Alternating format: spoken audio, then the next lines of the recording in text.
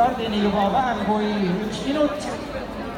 Stardipaugu annab täna SEB Balti divisjoni turunduse ja kommunikatsiooni divisjoni juht Karl Munter.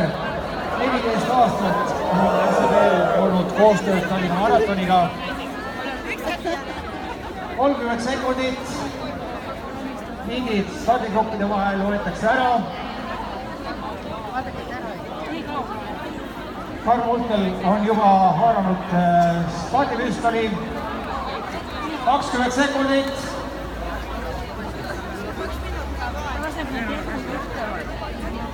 10.